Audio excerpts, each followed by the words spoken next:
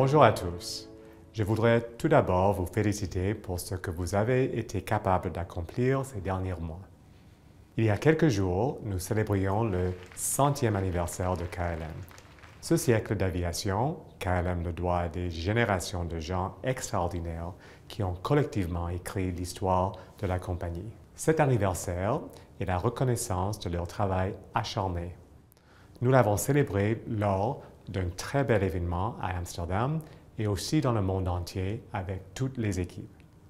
Ce fut un moment historique pour les Pays-Bas et pour KLM, la plus ancienne compagnie aérienne volant encore sur son nom d'origine, une superbe marque au sein de notre groupe.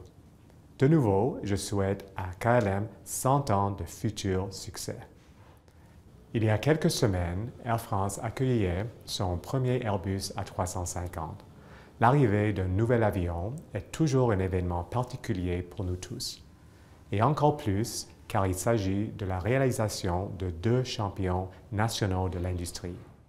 Investir dans des avions plus modernes, plus performants et plus respectueux de l'environnement nous permet de nous développer dans un marché très concurrentiel. Cela contribue à jeter les bases du futur succès d'Air France. Mais ce n'est pas tout. Il y a quelques mois, le groupe a retrouvé sa première place au Dow Jones Sustainability Index. Notre objectif est qu'Air France KLM soit le groupe aérien mondial le plus responsable et respectueux de l'environnement. Et cette première place montre à quel point notre groupe s'engage à travailler chaque jour pour une aviation plus durable.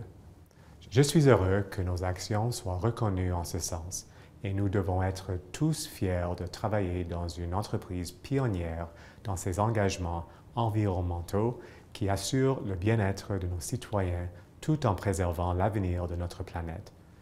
Le programme de KLM Fly Responsibly a déjà un impact important et à partir de janvier 2020, Air France compensera 100% des émissions de carbone de ses vols intérieurs.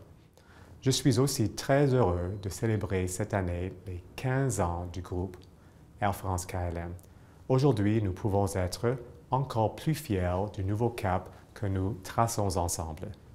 Au cours des prochaines semaines, nous allons franchir une étape importante pour le groupe, notre présentation à la Journée des investisseurs du 5 novembre.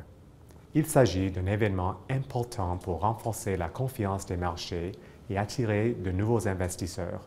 Lors de cette journée, nous présenterons la trajectoire du groupe pour les prochaines années, en continuité de ce que nous avons réalisé depuis un an, et tout en partageant la confiance, le respect, la transparence et la confidentialité, nos valeurs fondamentales. Cela est essentiel pour établir les fondations de notre avenir en tant que leader mondial et responsable. Notre groupe est solide et nous prouverons notre capacité à relever tous les défis qui se présenteront à nous dans un marché extrêmement concurrentiel et fortement globalisé.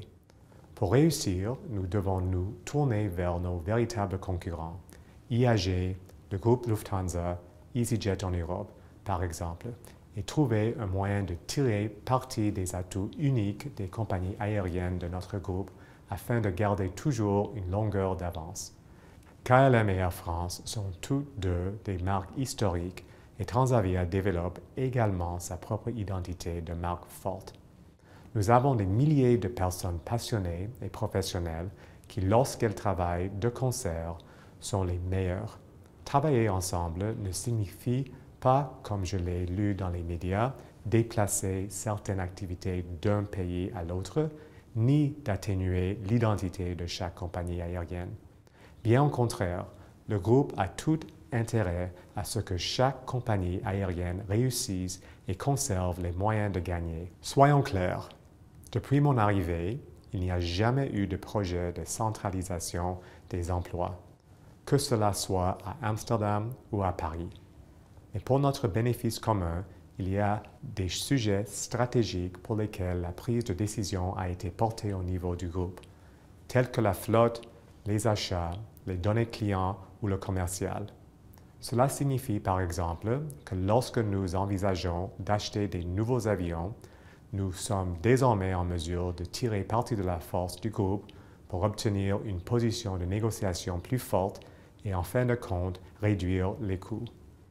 Ou encore, lorsque nous commercialisons nos produits auprès de nos clients, nous pouvons désormais cibler l'ensemble des 100 millions de clients du groupe plutôt que de nous concentrer uniquement sur les clients d'Air France ou de KLM de manière isolée. Les rôles au sein des compagnies aériennes et du groupe doivent être complémentaires plutôt que d'être dupliqués. La force de nos trois marques, Air France, KLM et Transavia, alliées à leur ancrage national et européen, sont des atouts majeurs pour le groupe. Travailler ensemble signifie continuer à simplifier et à renforcer nos processus au sein des compagnies aériennes et du groupe. Nous visons la plus grande efficacité. L'innovation est la clé. Je suis KLM et Air France depuis très longtemps et je sais que tous deux sont des pionniers depuis toujours. C'est pourquoi je suis confiant dans notre capacité à réinventer notre avenir. Écrivons ensemble une nouvelle page de notre histoire. Je vous remercie.